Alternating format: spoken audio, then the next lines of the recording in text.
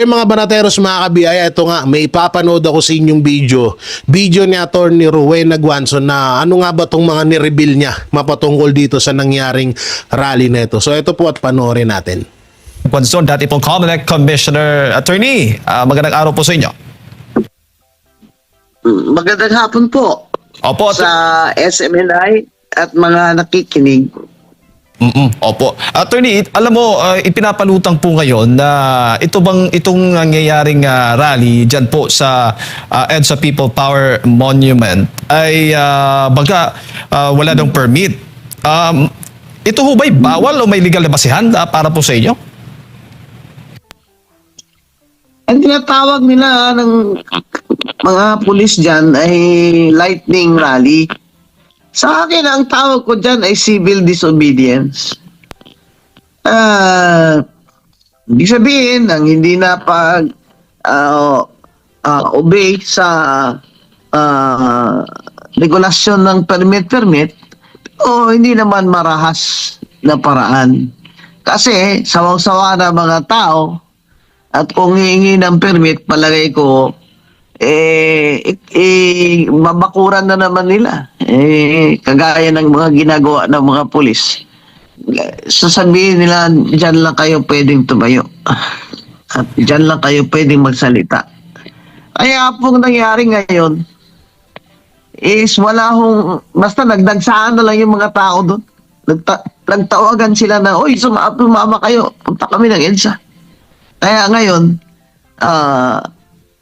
the government represented by the police is now in a quandary. Nahihilo sila kung sino ang kanilang huhulihin. Kung sinasabi nilang walang permit, di illegal assembly. Sa akin, it's civil disobedience. I think that the people have a right to speech and express their grievance against our government. Opo. Kaya, it's too late for that. Walang permit. Di hulihin nyo lahat. Saan nyo yan ilalagay lahat? Hindi man pwede isa lang hulihin nyo. Unfair naman yun. Opo. Ngayon, 1 million yan bukas. Di hulihin nyo 1 million. Saan nyo yan ilalagay? Di ba? Sinabi nga ng director ng pulis yung general, sabi niya paano namin to hulihin? Sa dami nila. Tama. Mabuti pa po, tumingin na lang kayo, manood na lang kayo dyan to make sure na walang away, walang violence. Yan po ang role ng police dyan.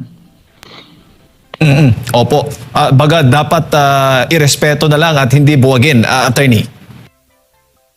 Paano nga nila mabubuwag? Sila na nga mismo yung magsabi na paano namin to ibubuwagin? Sa dami nila. The people have now outnumbered the policemen and policewomen din. Paano mo yan bubuwagin? Gamitan mo ng tangke? Gaya nung EDSA, nung kami na 1986? Gamitan nila ng tangke? O di ba all eyes are on the Philippines now? Mga foreign embassies nanonood. Nanonood ang mga ibang bansa. Hindi lamang ito bagsak na ekonomiya, bagsak na ang leadership ni Bongbong Marcos. Opo. Kaya mga tao nagsi-civil disobedience na. Anong gagawin nila? Magsagasaan nila ng tangke? I think by now that is too late because I think the people who went there are determined to continue the protest. Kasi sukdulan na Sukdulan na. Kahapon, mga Katoliko, Protestante, kilala ko yon si Bishop Efraim Tendero, Protestante, kasama yung mga makaliwa, di ba? Bayan, makabayan. Ngayon naman, mixed group naman, Iglesia ni Cristo, mga Leandro Lebistes sa Batanggenyos, mga Bisaya, mga Muslim, nandyan. Mga friends ko, mga Katoliko, nandyan din. Nagtitext sila Saka mga Protestante, mix yan. Hindi lamang by religion, kundi by class. May mga may kaya, may mga walang kaya. at mga maralita, mga workers, mga babae, maraming babae dyan sa EDSA ngayon eh. Kaya ano po ang gagawin ng kapulisan? Sagasaan sila ng tangke? In other words, they are now at a loss. O ano ba ito? Tsaka anong gagawin namin dito? Ay, di si BBM na sumagot sila. Siya naman ang commander-in-chief. Di, sagutin sila ni BBM kung anong gawin niya dyan sa mga tao. Opo. Dapat tanungin ni BBM mga tao, ano ba ang gusto nyo? Para tumigil na kayo. Opo, at meron ng mga reports, attorney, na meron parang pupunta pa lang at baga paparating at makikiisa dyan po Ay, sa... hindi naman matatapos yan ngayong araw. Hindi matatapos yan. I'm sure, aabutan ko pa yan. Kasi nakaalipad na ako eh, nung nakita ko yung text eh. Nung mga 2 o'clock in the morning eh, palipad na ako sa airport eh. Alanganin na, kaya hindi nyo ako nakikita dyan. Opo. Kaya sa akin, dapat tanungin ni BBM, ano ang gusto nyo? Ano po ang gusto nyo? Kasi BBM, paano ka naman makakatulong dito ng mahimbing? Yung mga tao nasa kalye na, sisigaw na sila, gutom na kami. Sawa na kami sa iyo. Wasak na ekonomiya. Walang trabaho. Tapos lahat pa ng oposisyon, sinisikil mo. Papreso mo. May, sabi nila, rally daw yan ng iglesia dahil ayaw nilang makulong si Marcoleta. Sinabi na nga ni Senator Marcoleta na kung ako ay kukulong ninyo, ay ano naman ako, I will quietly magpapasakop ako, meaning surrender. Di ba? Ang point doon is, bakit nyo ikukulong si Marcoleta na hindi nyo pa nga nakukulong ang mastermind ng mga massive corruption sa flood control? Nakulong na ba si Martin? Nakulong ba si Bunuan? Ngayon gagawin na naman. Si Bunuan na naman state witness. Eh di niloloko lang tayo ni BBM. Kasi si Bunuan, he is the alter ego of the president. He is the cabinet secretary. Eh kung may mas mataas pa sa kanya na most guilty, eh di si BBM yun. Huwag nilang sabihin na ang most guilty ay si Martin Romualdez. At sinasabi ni Martin Romualdez na hindi siya ang mastermind. Ang mastermind, executive mo. Nandun sa Malacanang mo. Yan. Kaya, hindi makatanungan ito. Kaya, mga tao ay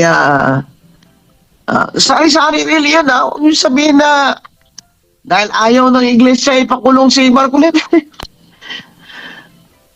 Ang Panginoon ang may kapangyarihan. In the end, God,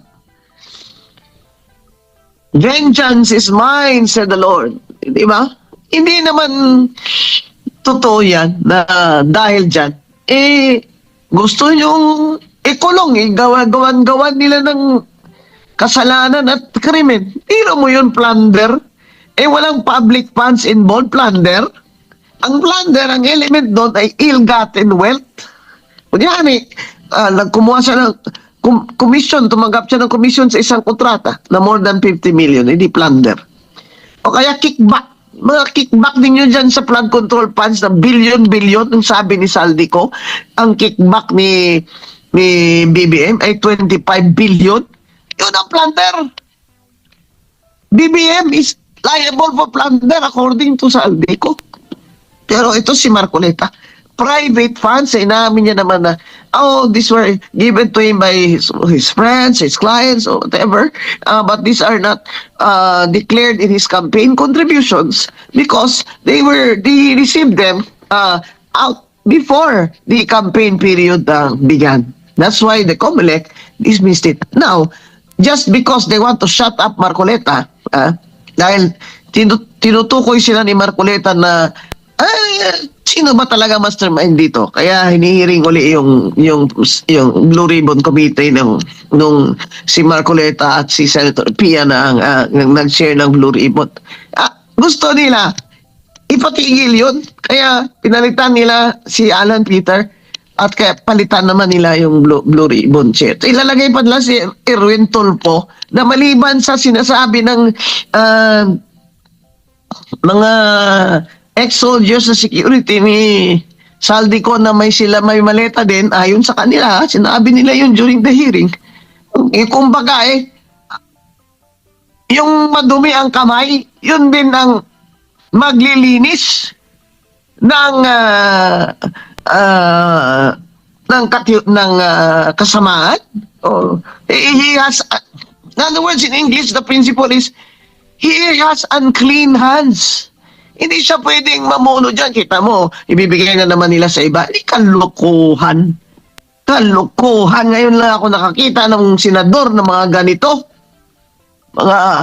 Hindi mo na masambit ang tamang description sa mga ito, pero napaka-inutil na mga ito. Anong klaseng demokrasya na ito? Kaya yan ang sinasabi ng mga tao. Anong klaseng demokrasya ito? Na sinisikil mo, BBM, ang mga oposisyon, ginagawa-gawa nyo na krimen na hindi naman. Grabe kayo. Walang public funds. Ill-gotten. Pag kahit sabihin nyo na hindi niya dideclare sa salin niya, pero inamin niya na nakareceive siya ng ganun na contributions. Ill-gotten ba yun? Kasi in preparation yun for these elections. Ill-gotten ba yun? Hindi naman yun public funds. Hindi naman yun kickback. Hindi naman yung nakuha niya in the performance of his duties. Abay, ginagago nyo na lang kami mga abogado eh. Yung mga kayo na lang dyan ang nag-i-interpret sa gusto nyo eh. Maawa naman kayo. Maawa na kayo sa Pilipinas. Sa akin eh, hanggang saan po ba ito? Hanggang kailan ba ito na ganito ang gagawin ni BBM sa ating administration na sa atin at gagamitin ng Office of the Ombudsman para sa kagustuhan ni BBM? Hanggang kailan po ba ito? Maawa naman kayo sa mga Pilipino, walang trabaho. 2.4 million walang trabaho. Unemployed, 15 million. Growth rate ng ekonomiya, 2.8 million. Ang utang ay 5.9 trillion.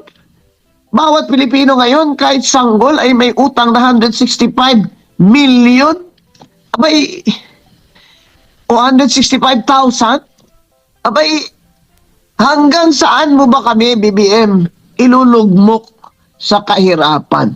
Hanggang saan ba ang pagsisiil mo sa oposisyon? Ganito rin ang ginawa ni Ferdinand Marcos Sr. Kaya after so many years, grabing struggle yun. Nagpa-snap election siya dahil na-pressure siya. Talo pa rin kami sa snap election. Dahil siyempre, dinaya niya naman kami ni si Cory. Tapos niya nagtawag na sa EDSA ng People Power. Kaya, noon po, ang namuno sa People Power, Katoliko. Ngayon, hindi nyo masabi na iglesia. Dahil sari-sari naman taong reliyon ang nandyan. Opo. Pero ang tanong po talaga, hanggang kailan ba ito, BBM? Sukdulan na ito. Hanggang kailan ba ito? Pero, attorney, mukhang wala pong indikasyon na babawiin po yung isasampang kaso laban po kay Senator Marcoleta dahil ang ombudsman... Wala naman Opo. silang wala pa naman silang pinafile. Opo.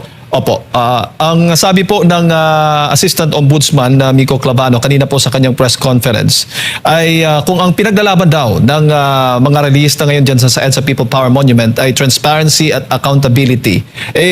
Ganon din ho. Parehas lang po ang pinaglalaban din po ng nito sa Ombudsman. Anong reaksyon po ninyo? Alam mo, kung bartugulan na lang din, yung batang maliit, ang sagot sa kanya, nyek-nyek mo. Lulukohin mo pa kami. Nyek-nyek mo. Lulukohin mo na naman kami. Pinaglalaban nyo ba, katarungan? Inuna nyo pa si Marcoleta kaysa kay Romualdez. Ipakulong nyo sila lahat. Kung talagang ipakulong nyo si Marcoleta, pinapakita nyo lang sa amin na kaya nyong gawin ito. Just because you can. That's what BBM is saying. Oh, they think I can't do it? I can't send Marcoleta to jail because he's Iglesia? Well, just to show them, I can. What Bongbong wants, Bongbong gets because he's a spoiled, rotten brat. Oh, ito ba? Ito ba ang pinaglalaban din ng ombudsman? Hindi, ito konstitusyon. Dapat trabaho nyo yan. Trabaho nyo yan. Pero hindi nyo trabaho ang pagsisihil sa opposition and using the law to shut down the opposition. Yun ang nangyayari dyan. Walang naniniwala. Kaya mga tao nandyan sa EDSA dahil hindi na sila naniniwala. O, BBM, kahit saan ka pumunta, bimigay ka ng bigas. Sigaw ng mga tao, Sara, Sara. Wala nang naniniwala sa iyo. Sinabi nga ng kapatid mo adik ka na cocaine sa 12 years old ka pa lang, BBM Eh di maraming naniwala doon, kapatid mo Ako, naniwala ako doon kay Ivy. O, ngayon, sasabihin mo, kahit na ganito, magaling pa rin ako. Ang galing mo mag-English, BBM. Hindi ka na talaga nahiya na ang pangako mo sa Pilipino ay pag ikaw yung presidente ay babawiin mo. Babawiin mo. Ang image at respeto ng sambayan ng Pilipino na nawala noong panahon ng tatay mo. Pero ngayon na naman, eto na naman tayo. Kaya ang tanong dyan, ano ang plano mo, BBM? Huwag nyo kami tanongin na ano ang plano namin. Ayan na walang plano. Pumunta ng mga tao sa EDSA. Sari-sari. Nagtawagan lang, nag-ano lang. Ikaw, BBM, ano ngayon ang gagawin mo? Opo. Attorney, sinabi po kanina sa press conference din po ng Palace Press Officer Claire Castro na ipinagtataka ni Pangulong Ferdinand Marcos Jr. kung bakit kinakailangan pang maglunsad ng malawakang kilos protesta ang mga miyembro po ng INC at itong iba pang grupo dahil lamang sa kinakaharap na kaso ni Senator Marcoleta. Hindi nga dahil lang kay Marcoleta dahil sukdulan na. Sukdulan na yung pinaggagawa mo, BBM. Yung agawan nyo dyan ng Senate Presidency, utusurin yan Ito naman mga senador na to na sana humingi kayo ng kapatawaran bago kayo, grabe yung ginawa nyo sa sumayan nyo. Sukdulan na. Sinasabi nga ni Marcoleta, he's willing.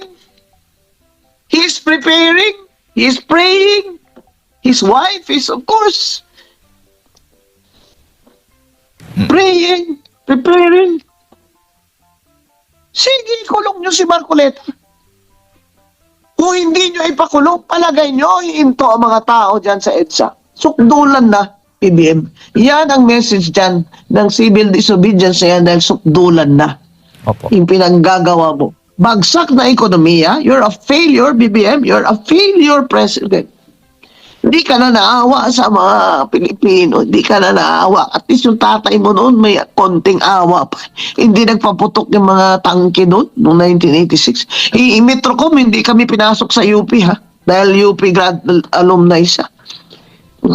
Talaga na tumindig yung mga estudyante doon. Hindi papasukin ang Metrocom, hindi pinilit Hindi pinagbabaril ni Ferdinand Marcos Pero ito si Bongbong, just because he can. Well, this is my answer to you, Bongbong Marcos. The people are there in EDSA because they have a right to oppose you because sukdulan na ang pinaggagawa mo.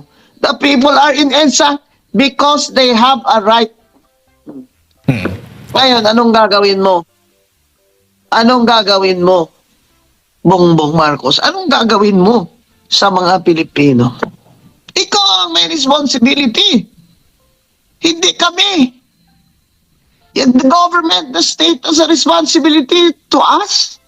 We don't have a responsibility to our government, to BBM.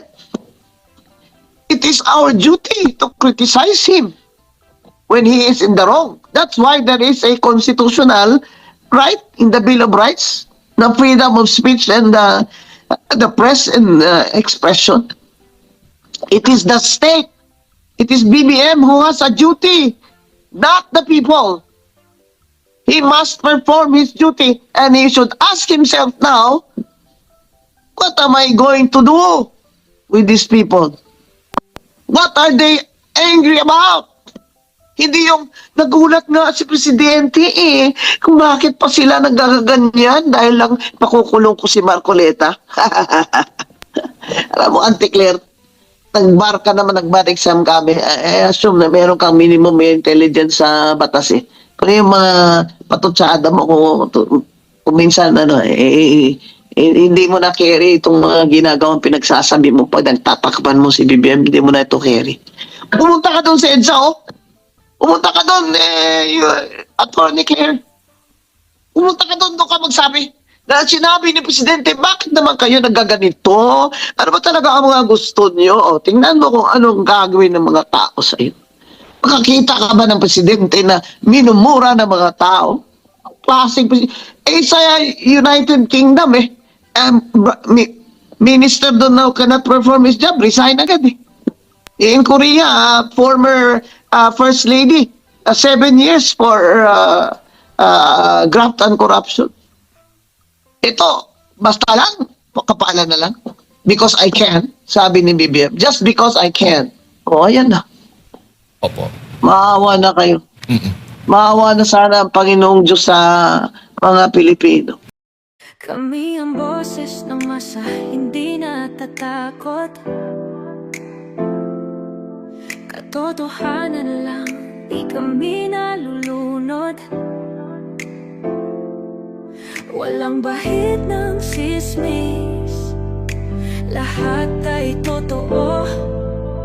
Kahit sino ka pa, pag mali ka babanatan ka. Walang pinipili kulay, wala kaming kinikilingan.